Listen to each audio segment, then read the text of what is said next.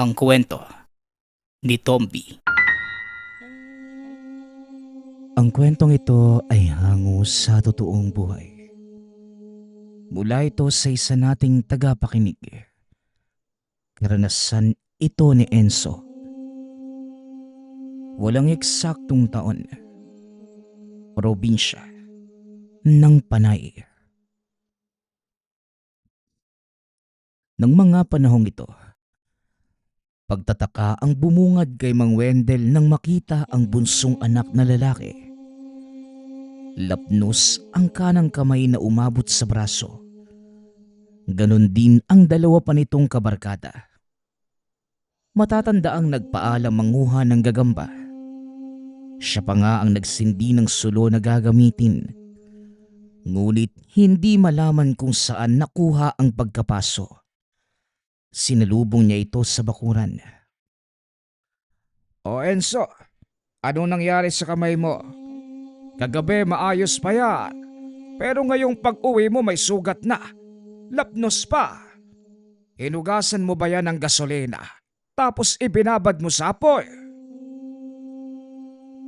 Wika ni Tatay Wendel. Mababakas ang takot sa mukha ng bata. Ngunit minabuting sumagot ng maayos. Tatay, hindi naman po sa ganun. Sadyang aksidente lang po yung nangyari. Nagkataon po kasi na nakatulog kami tapos natumba yung sulo at ito na nga po. Tugon ni Enzo. Grabe namang pagkatumbayan. Kayong tatlo talaga ang napaso. Kung titignan pare-pareho kayo ng suga. Lapnos mula sa kamay hanggang braso. Lahat kanan pa. Nagkataon o may ginawa kayong kabulastugan para magkaganyan. Enzo, pinapayagan kitang gumala kasama ang mga kabarkada mong yan. Pero ang hindi magsabi ng totoo, bawal na bawal yun sa akin. Alam mong ikinaiinit ng dugo ko ang ganitong bagay. Muling wika ng ama.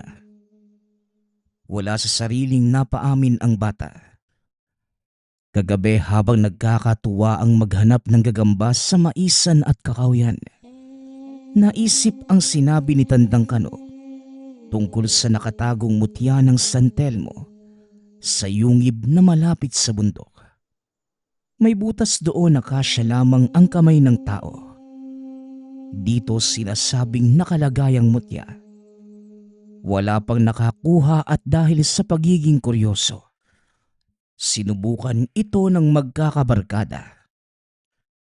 Wala namang nangyari pagkatapos kapain ng butas. Naglibot pa nga sila sa paligid upang maghanap ngunit makalipas ang ilang sandali.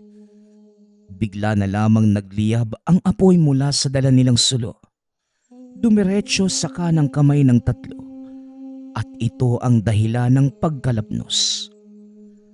Mabilis namang naapula dahil may lawa sa tabi ngunit huli na. Ay nako, naniniwala talaga kayo sa sinasabi ng Tandang Kano na yon. Hindi ba kayo nag-iisip? Matagal na magmula noon, naging usap-usapan ng tungkol sa nakatagong mutya doon sa kuweba. Pero kahit kailan, wala pang nakapagpapatunay. Tapos ito kayo ngayon. Sinubukan nyo na naman. Tignan mo ang nangyari. Nasaktan pa kayong magbabarkada. Pumasok ka sa loob at gagamutin natin yan. Utos ni Tatay Wendel. Sumunod namang kagad si Enzo. Naupo sa sala at hinintay ang ama. Pinalitan ang inilapat na gamot. Sa tahanan ng kaibigan umuwi kagabi at doon nilagyan ng paunang lunas. Habang ginagamot ni Mang Wendel ang sugat ng anak, hindi maiwasang mapaisip sa punto ni Tandang Kano. Hindi lamang ito ang unang beses na pumasok ng kuweba ni Enzo. Nagpunta din ito noong mga nakalipas na buwan. Iba pa nga noong nakaraang taon. Dahil sa panghihikayat ng matanda. Ngayon lamang napuruhan dahil sa pagsubok na makuha ang gamit. Si Tandang Kano, dating antingero, Maraming lumalapit dito noong araw para magpatulong sa iba't ibang suliranin. Isa rin dito si Mang Wendel. Mabisa ang tangan nito na kagad tatalunin ang anumang banta ng nanggagambalang elemento o maging ng taong may masamang hangarin. Kaya nga lang, dumating ang araw na tinalikuran ang lahat maging ng sariling tangan dahil sa isang pagkakamali. Walang nakakaalam kung ano ang rason ng matanda nang kinampihan ang lahi ng aswang na naghahasik sa lugar maraming taon na ang nakakalipas. Magmula ng araw na yon, nagbago ang matanda. Nawawala na ito sa sariling katinuan. Mabuti na lamang ngayon ay umaayos na ang estado ng buhay. Ngunit napapadalas ang pagsumpong ng kabaliwan. Mabuti at nakauwi pa kayo pagkatapos magtamo ng paso. 3 ang kasalanan mo sa akin ngayon, Enzo. Una, hindi ka umuwi kagabi. Pangalawa, sinubukan mong magsinungaling sa akin. Pangatlo, ang paglalagay mo sa sarili mo sa peligro. Paano kung mas malala yung nangyari? Wika ni Mang Wendel. Pasensya na nga po tay. Dinaig lang ng pagiging kuryoso eh. Paano ba naman kasi? Itong si Tandang Kano paulit-ulit akong sinasabihan tungkol sa mutya doon sa kuweba. Ang sabi pa niya sa akin, kung makukuha ko magtataglay ng kasaganahan sa buhay at pambihirang kakayahan. Sino ba naman yung hindi maeengganyo kung makarinig ng ganun? Kaya lang noong tinignan namin wala namang mutya o ano. Tugon ni Enzo. Natahimik si Mang Wendel. Mas lalong napaisip kung bakit ito ginawa ni Tandang Kano. Dahil kung iba ang makakaharap, kinukontra nito ang lihim na karunungan. Ngunit habang sa mga bata naman, pinipilit niya itong hikayatin. Ganun ba, anak? O sige, pupuntahan ko si Tandang Kano mamaya. Kukumprontahin ko tungkol dito. Hindi maganda ang ginagawa niya. Nilalaro ng matandang yon ang buhay ninyo. Wika ng ama. Tay, baka mag-away lang po kayo ha. Kung ikaw makakaharap na matandang yun, palagi na lang nagagalit eh. May problema po ba kayo? Tanong ni Enzo. Dahil sa tanong ng anak, muling napaisip si Mang Wendel sa nakaraan. Babalik tayo ilang taon ang nakakalipas. Maayos naman ang relasyon nila noong araw. Naging katuwang na matanda sa gawain kung minsan. Sa katunayan, ito ang nagturo sa kanya ng pamamaraan ng pakikipaglaban sa nilalang. Sa madaling salita, naging mag-aral ito kaya nga lang sa maiksing panahon lamang. Dahil humiwalay ng mapansing ibang landas ang tinatahak na matanda. Kalaunan, nabalitaan na lamang ang pagtalikod nito sa lihim na karunungan at pagpapagamit sa mga aswang. Tay, nagtanong lang ako na tahimik kagad kayo ah. Napaisip ka po ba? Magpahinga ka na lang doon, anak. At iwasang igalaw ang braso mo para hindi mabina. Maiwan na rin muna kita. Meron lang akong kailangang lakarin. Tugon ni Mang Wendel. Nagpunta ang ama sa tahanan ni Tandang Kano. Kagad siyang sinamaan ng tingin ng makita. Hinarap at pasigaw na pinagsabihan. Makailang ulit ko bang sasabihin na hindi kita tanggap dito sa baluarte ko? Ang tigas ng ulo mo, Wendel ha! Baka gusto mong may gawin akong masama bago ka tumigil sa pagpunta rito. Wika ni Tandang Kano. Tandang Kano, wala pa akong sinasabi pero galit ka na. Bakit ba ang init ng dugo mo sa akin? Dati lang halos protektahan mo ko sa lahat ng laban sa banta ng mga nilalanga. Tapos ngayon, kung alam ko lang na ganito ka, hindi na sana ako nag-aksaya ng oras para magturo ng mga bagay-bagay. At nanunumbat pa po kayo ngayon, pagkatapos yung talikuran ng lihim na karunungan, para kumampi sa kasamaan. Wala ka ng karapatan para pag-usapan ito. Ikaw ang trumaydor. Huwag mong isisi sa akin. Tignan mo nga naman. Matabil na rin pala ang tela mo. Kung pwede ko lang ibalik ang oras, hindi kita tutulungan sa gabing yon. Malaki na pala ang anak mong si Enzo. Natatandaan ko pa kung paano ka makiusap. Matulungan lamang ang panganganak ng asawa mo. Buwis buhay akong sumaklolo pero ito ang igaganti mo. Isang pagsisisi ang makilala ka, Wendell. Hindi lang yan. May isa ka pang kasalanan sa akin. Alam mo, tandang kano, nanghihinayang ako para sa'yo. Maayos ang buhay mo noong naninilbihang ka bilang antingero. Marami kang naisalbang buhay. Kaya lang sa isang iglap, tinalikuran mo ang lahat. Oo, umalis ako. Noong nalaman kong kinampihan mo ang lahi ng aswang na sumasalakay sa baryo dati. Hindi na kita kilala sa mga panahong yon. Nilalamong ka na ng demonyo. Hindi na rin ikaw yung tandang kano na tinitingala ko.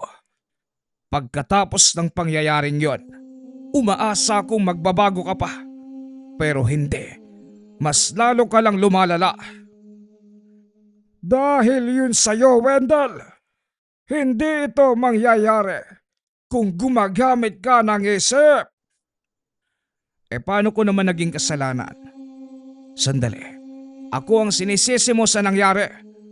Kaya ba palagi mong iniengganyo si Enzo na magpunta sa kuweba at kunin ang mutya ng santel mong nakalagay doon? Pinapahamak mo ang anak ko. Tungkol doon. Sinabi ko lang naman sa anak mo. Nasa kanya na kung pupunta roon at susubukang kunin ang bagay. Oy tanda, sana ito na ang huli. Ayoko nang maulit pa ang pangyayaring yon. Dahil baka hindi na ako makapagpigil. Tigilan mo ang anak ko. Banta ni Mang Wendell. Hindi na nito hinintay pang sumagot ang matanda. Nang makita itong nawawala na naman sa sarili, nagsisisigaw at nagsisimulang magsalita ng mag-isa. Dali-dali itong nagpunta sa kabundukan. Dumiretso sa maliit na kuweba. Maraming usap-usapan na madalas may namamataang santelmo sa lugar. Hindi naman nakapagtataka dahil dito binawian ng buhay ang isang antingero na nagtatangan din ng mutya ng santelmo. Sinasabing naiwala sa lugar ang gamit at dahil hindi matahimik ang kaluluwa ng yumao, naging bola ito ng apoy na pinaniniwala ang binabantayan ang kuweba lalong-lalo na ang mutya. Sinuri ni Mang Wendell ang buong lugar. Tinitignang mabuti ang bawat sulok hanggang sa matagpuan ng butas. Ito ang sinasabing kinalalagyan ng gamit. Napatitig siya rito hanggang sa naisip na kapain kaya lang nagpigil upang hindi sapitin ang nangyari sa mga sumubok. Katulad ni Enzo na nalapnos ang braso. Napabuntong hininga na lamang si Mang Wendell. Pagkatapos magsawa sa lugar, dahan-dahan nang lumakad pauwi. Kaya nga lang napahinto ito nang makita ang isang matanda na nagmamadaling tinatahak ang daanan papunta sa kuweba. Dali-dali niya itong sinundan. Nasaksihan ang paghahanap ng mutya. Tahimik lamang siyang nanonood habang may katanungang sumasagi sa isipan niya. Sa paglipas ng ilang sandali, nagmamadaling umalis sa lugar ang matanda. Sinundan pa rin ito ni Mang Wendel hanggang sa napadpad sa isang bahay sa dulo ng kagubatan. Sino ka? Ano ang kailangan mo sa akin? Kanina pa kita napapansin, bata. Hanggang dito ba naman sa tahanan ko? Nakabuntot ka. Wika ng matanda. Natigilan si Mang Wendel nang madinig ang sinabi nito. Nilingon siya ng matanda. Bahagya itong napaatras nang makitang humugot ng itak. Pasensya na po, Manong. Galing din kasi ako sa kuweba eh. Doon ka rin galing ano? Gusto ko lang itanong kung pareho ba tayo ng pakay sa lugar. Hinahanap niyo ba yung mutya na sinasabi nilang naroon? Tanong ni Mang Wendel. Ibinaba na matanda ang patalim. Inalok siya nito ng upuan at maiinom. Nag-usap sila tungkol sa isang bagay. Tawagin mo na lang ako sa pangalang Ador. Matagal ko nang nadinig ang usapan sa kuweba. May mutya ng San Telmo doon. Yon ang sabi-sabi. Nag-interes ako kagaya ng iba na naunang sumubok maghanap. Kaso, natatakot akong kapain yung butas. Baka mapaso ako at malapnos kagaya ng natamo nila. Wika ng matandang nagngangalang Ador. Bakit naman po kayo nagka-interes? Ano po ba ang naisip niyong paggamitan kung sakali? Tanong ni Mang Wendel. Narinig ko na nakakapagpagaling ng malubhang karamdaman ng mutsyang yon. Gusto kong gamitin para malunasan si nanay. Mag-iisang dekada na siyang nakaratay sa banig at habang lumilipas ang araw, unti-unti siyang nangihina. Ikaw, ano ang paggagamitan mo kung sakali? Wala naman. Gusto ko lang malaman kung gaano katotoo na may mutya roon. Marami na kasi ang sumubok tapos wala namang napala. Nagtamo lamang ng sugat at pinsala. Pero sigurado ko, nasa loob lang ang mutya dahil kung wala, bakit nagkakapaso ang mga sumasadya roon? Imposible naman kung natural na kaganapan. Hindi ba? Ang kailangan na lang, matukoy kung saan banda nakatago. Yung tungkol sa antingero na namatay doon, noong nagkasagupaan laban sa aswang, siya raw ang nagmamay-ari ng mutya at kaluluwang hindi matahimik. Ang San Telmong umaaligid sa lugar. Totoo po ba yon? Yan ang hindi totoo. Oo, namatay ang antingerong nakalaban ng aswang noong araw pero hindi siya yung nagmamay-ari ng mutya. Kilala ko si Mang Arturo. Hindi mutya ang ginagamit niya sa pamumuksa, kundi langis at orasyon. Sa tingin ko, kilala mo nga yata ang antingerong tunay na may-ari ng gamit. Pag-uusap ng dalawa. Hindi na sumagot si Mang Wendel. Nagpaalam na dahil sumasapit na rin ang gabi. Pagkarating ng tahanan, hindi mawala sa isipan ang pag-uusap nila ni Mang Ador. Walang ideya kung ano ang ibig nitong sabihin sa binabanggit na baka kakilala niya ang antingerong tunay na nagmamay-ari ng mutya. Tatay, may problema po ba? Napapaisip po kasi kayo eh. Kung inaalala niyo yung kalagayan ko, maayos naman na po ko. Naghilom ng kusa yung sugat. Umayos na rin po yung lapnos. Wika ni Enzo. Nagulat si Mang Wendel nang makitang maayos na nga ang sugat ng anak. Halamang gamot lamang ang pinupunas niya rito. At ilang beses pa lamang yun.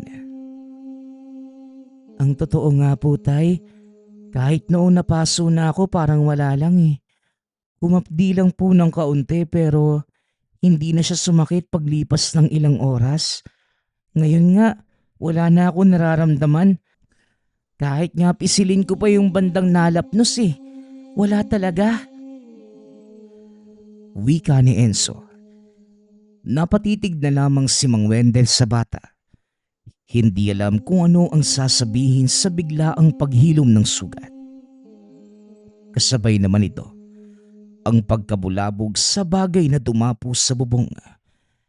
Nayupi ang yero at bago pa makakilos ang mag-ama, may matutulis na mga kukong kumakalmot dahilan para madagdagan ang pagkasira ng bubungan. Sinundan pa ng malakas na paghiyaw ng mabangis na nilalang. Pagkatapos naman ito, kaagad ding nawala.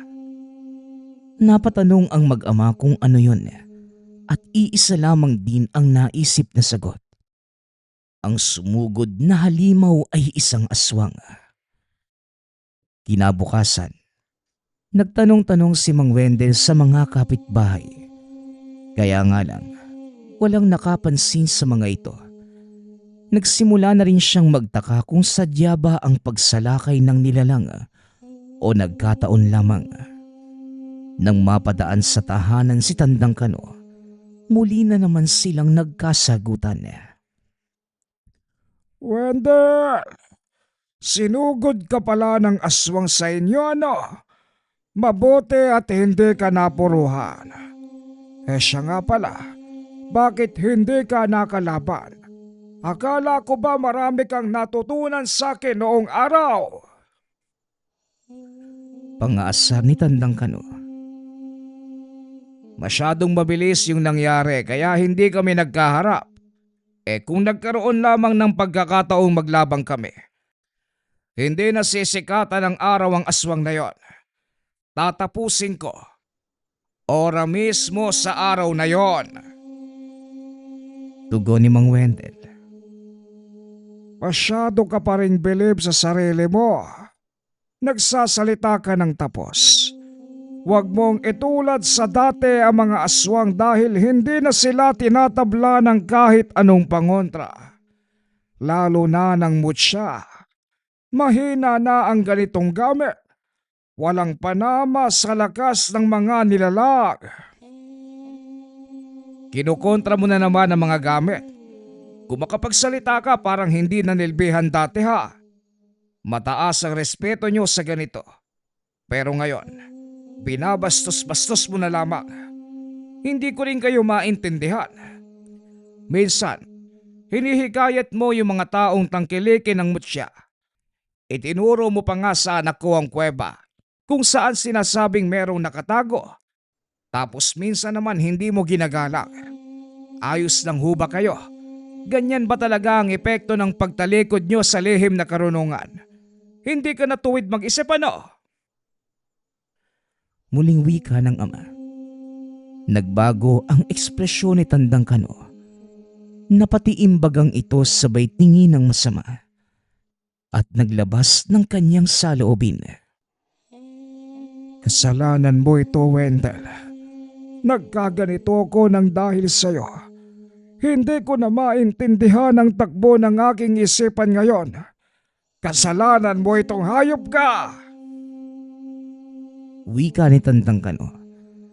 Si Mang Wendel naman ngayon ang nagulat. Hoy tanda, paano ko naman naging kasalanan? Ginusto ko ba na mangyari yan sa'yo? Tandang Kano, ikaw ang dahilan kung bakit ka nagkaganyan. Kung sana'y nilabanan mo ang tentasyon, hindi ka aabot sa ganito. Hindi. Kasalanan mo pa rin dahil makasarili ka. Matapos kitang turuan ng mga bagay-bagay tungkol sa lihim na karunungan, hindi mo man lang ako magawang tulungan. Nang mga sandaling yon, kinakailangan ko ng tulong pero anong ginawa mo? Hindi ka man lang nagpakita rito. Walang hiyaga. Wala kang utang na loob. Tugon ni Tandang Kano. Muling natigilan si Mang Wendel sa panunumbat na matanda. Patuloy niyang pinakinggan ang hinaing nito. Aminado ko na nilamon ng puwersa ng mga kalaban. Pero sa likod ng isipan ko, maililigtas mo ko. Pero ano, hinintay kitang magpakita pero walang Wendel na dumating. hanggang sa nawala na ako sa katinuan at nagawang tulungan ng mga aswang nang hindi ko namamalayan. Huli na noong nagising ako sa katotohanan. Tapos na. Nangyari na. Alam mo kung ano yung mas masakit sa lahat? Ang malamang isang duwagang taong inaasahan kong magliligtas sa akin. Nag-aksaya pa ako ng oras para maturuan ka lang. Binabala ko pang ipamana sa iyo ang mutya ng San Telmo. Kaso, isa ka palang tarantado. Pagbuliyaw ni Tandang Kano.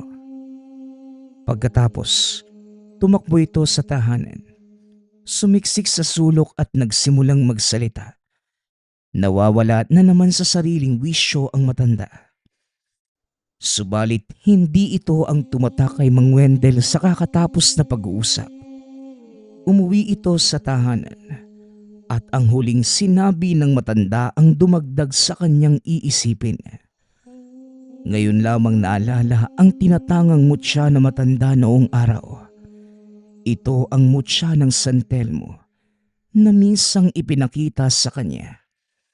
Dito lamang di naintindihan ang sinabi ni Mang Ador na posibleng kilala niya ang tunay na nagmamay-ari sa mutya na nasa kuweba. Kung ganon, hindi ang namatay na antingero ang nagmamay-ari ng mutya, kundi si Tandang Kano. Wika ni Mang Wendel. Tatay, alis po sana ako. Dadalaw lang sa mga kaibigan ko. Magtatanong kung kamusta na sila. Sana bumuti na yung kalagayang katulad ko, tay, no? Tatay, aalis po ako ha. Makaalis na nga lang. Nahuhulog na naman yung tatay ko sa malalim na pag-iisip eh. Wika ni Enzo. Pasimple pa itong umalis ng tahanan. Habang si Mang Wendel sa kabilang banda, hindi mapigilang unawain ang mga sinabi ni Tandang Kano hanggang sa isa-isang maintindihan ang pinupunto ng matanda. Napahawak na lamang ito sa mukha pagkatapos. Makalipas ang ilang sandaling pagpapasya, nagpunta ito sa tahanan ni Tandang Kano. Kaya lang walang tao roon. Umuwi ito at nakita ang anak na nagmamadaling pumasok habang nakakuyom ang kanang kamay. Sinundan niya ito at tinanong, Enzo, anong hinahawakan mo? Gabi na lumabas ka pa. Saan ka ba nanggaling? Wala naman po, tay. Diyan lang sa labas nagpapahangin. Tapos may nakitang insekto. Ito kinuha ko. Gusto niyo bang makita? Tugon ni Enzo. Hindi na. Matulog ka na lang dyan at huwag mong isiping lumabas ulit. Kung ayaw mong masinturon. Wika ni Mang Wendel. Ngunit lingid sa kalaman na hindi nagsasabi ng totoo ang anak.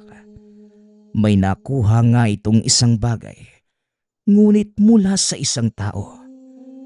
Sa paglalim ng gabi muling nabulabog ang pagtulog ng mag-ama. Nang may dumapo na naman sa bubungan at pinagkakalmot ang hiyero. Ilang sandali lang ang tinagal at naging tahimik din. Walang naabutan si Mang Wendel nang tignan sa labas. Paglipas naman ng ilang sandali, napansin ang kakaibang enerhiya sa loob ng tahanan. Nagiinit ang paligid kasabay ng pagkaramdam ng malakas na puwersa. Sinundan niya ito hanggang sa nakita ang anak na may bitbit. Kapareho ng batong tinatanga ni Tandang Kano dati. Hawak ito ni Enzo ng mga sandaling yun. Kumikinang ang bato na kalaunay naglihap. Kulay pula ang apoy noong una. Sunod ay naging asul. Dahan-dahan ding nawawala paglipas ng ilang sandali. Dito na ito pumasok ng kwarto upang lapitan ang anak. Nang makitang titig na titig ito sa bato na parabang nawawala sa katinuan. Ilang beses pang ginising bago bumalik sa ulirat. Sinubukan ding kuhanin ang bato, ngunit hindi mahawakan dahil sa labis na pag-init. Enso, saan mo ba nakuha yung bagay na yan? Nakita ko nagliyab eh. Hindi ko mahawakan dahil sobrang init. Pero heto ka, hawak mo pa rin. Anak, saan ka ba galing yan? Ano ba yan? Wika ni Mang Wendel. Tay, ito po yung sinasabi ni Tandang Kano, yung mutya sa kuweba. Papunta dapat ako sa tahanan ng mga kaibigan ko para kamustahin sila pero nakasalubong ko yung matanda. Dinala niya ako sa kuweba. Pinakuha yung bagay na to. Ang sabi pa niya, gamitin ko sa darating na pagsalakay ng mga aswang. Anong sabi mo? Hindi, itapon mo yan anak. Ilang ulit ko bang sasabihin na huwag kang makikinig sa baliw na yon? Hindi na siya katulad ng dating mapagkakatiwalaan. Tumalikod na siya sa tungkulin at nilamon ang sarili ng kasamaan. Itapon mo, baka mapahamak ka lang. Muling wika ng ama. Sumunod si Enzo subalit hindi magawang itapon ang gamit. Tila may pumipigil sa bata para gawin yun. Tumulong na rin si Mang Wendel ngunit napapaso lamang siya sa tuwing hahawakan ang bato. Mas lalong hindi makapaniwala si Mang Wendel nang magpakitang gilas ang anak. Gamit yon. Sa paglipas ng ilang sandali, may aswang na namang nagparamdam. At sa pagkakataong ito, si Enzo na ang humarap. Hindi nakatakas ang aswang na dumapo sa bubong nang mahawakan ito ng bata. Buong lakas itong binalibag at saka paulit-ulit na sinuntok.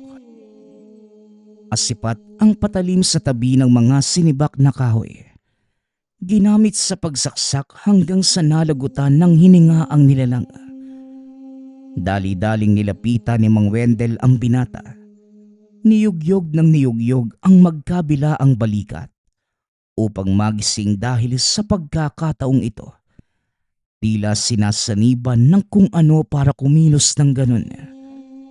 Nang magbalik sa ulirat, maging si Enzo ay hindi na alam ang nangyari.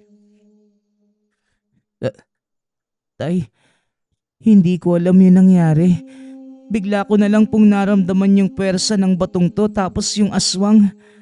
Walang ibang pumapasok sa isip ko, kundi puksain sila.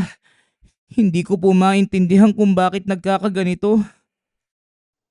Wika ni Enzo. Upang maliwanagan, pinuntahan ni Mang Wendel si Tandang Kano. Naabutan niya ang matandang nakatayo sa pintuan na para bang hinihintay ang pagdating ng kung sino. Tandang Kano, hindi ko nagustuhan ang ginawa mo kay Enzo. Kunin mo na ang bato. Hindi niya yung kailangan. Wika ni Mang Wendel. Wendel, labas ka na rito. Ipinagkaloob ko sa anak mo ang tangan. At pati ang mutya ay napili rin si Enzo. Ano bang inaarte mo gayong hindi naman ikaw? O sadyang naiinggit ka dahil sa halip na ikaw, ang anak mo ang nagkaroon ng tangan? Tugon ni Tandang Kano. Magmula noong natigil ang pagturo mo sa akin, kinalimutan ko na ang lahat. Hindi ko kasi maatim na isang traidor sa tungkulin na naging maestro ko. Tigilan mo ang anak ko kung ayaw mong magkaproblema tayo. Kahit bantaan mo pa ako ng bantaan, hindi mo na mababago ang kapalaran ni Enzo. Nararamdaman ko ang higit sa inaing mo ngayon. Wendel, huwag mong ipagkaila. Minsan mo ring hinangad na magkaroon nito, hindi ba? Kaso lang isa kang duwag na ako na nangangailangan ng tulong sa panahong yon.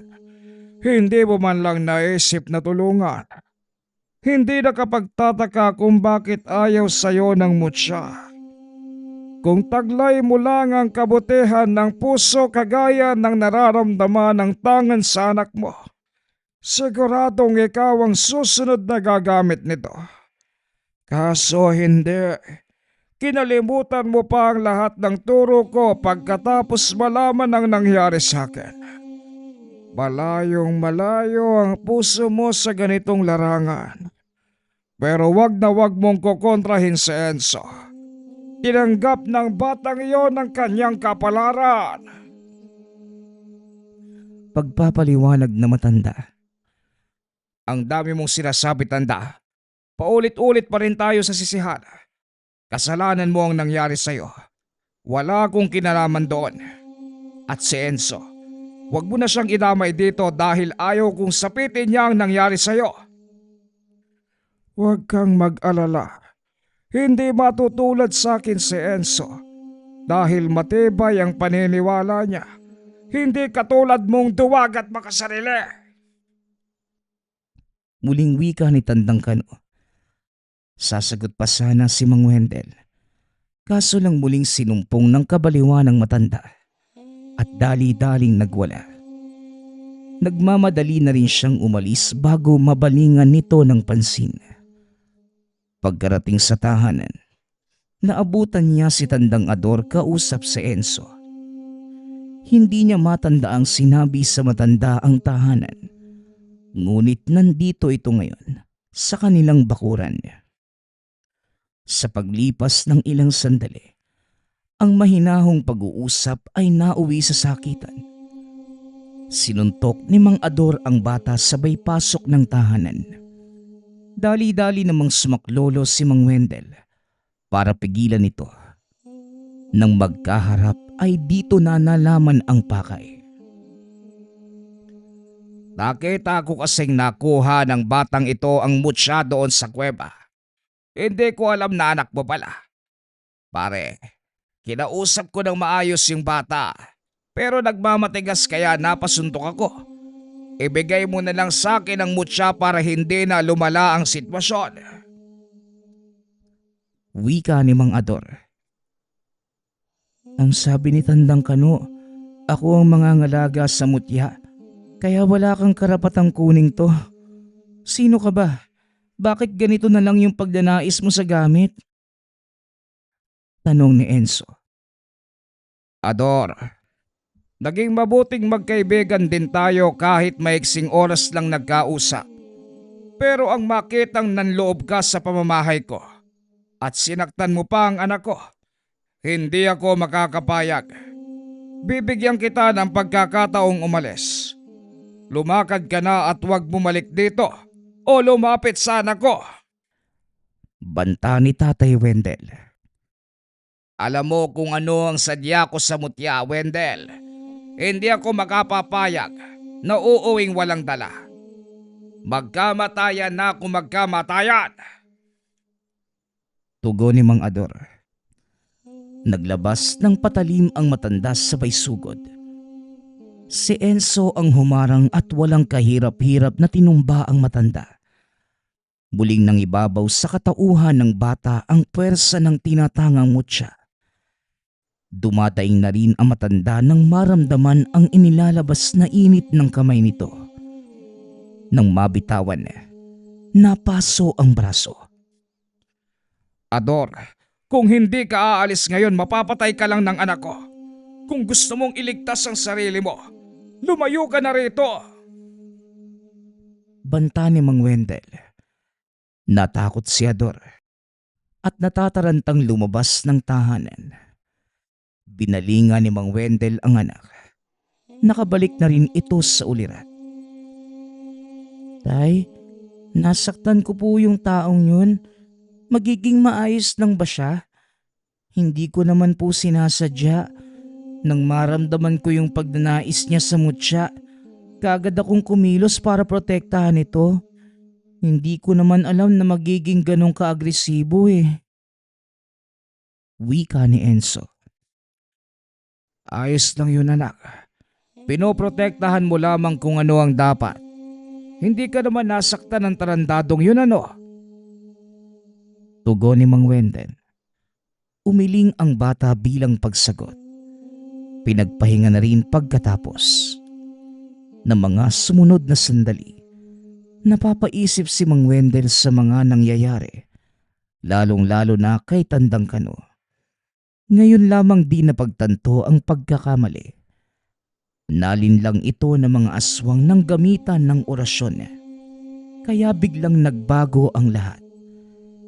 Natakot itong madamay, kaya't hindi na nagpakita sa tahanan nito. Lingid sa kalamang naghihintay ang matanda sa kanyang tulong. Naintindihan na rin kung bakit gano'n na lamang ang galit nito sa kanya. Kaya kinabukasan, pinuntahan ni Mang Wendel ang tahanan ng matanda. Kaso wala na ito roon. Ang sabi ng mga nakakita ay maagang umalis. Wala ding nakakalam kung saan pupunta. Hinintay niya ito buong maghapon, ngunit hindi dumating. Paglipas pa ng mga araw, hindi na nakita pa si Tandang Kano sa lugar. May nakapagsabing namataan sa ibang bayan.